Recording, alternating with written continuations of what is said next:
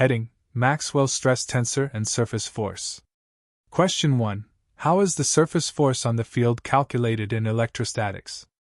Question 2. What is the Maxwell Stress Tensor and how is it used to calculate the force on charges? Summary. The two questions discuss the concept of the Maxwell Stress Tensor in electrostatics. This mathematical object is used to calculate the force exerted by the electromagnetic field.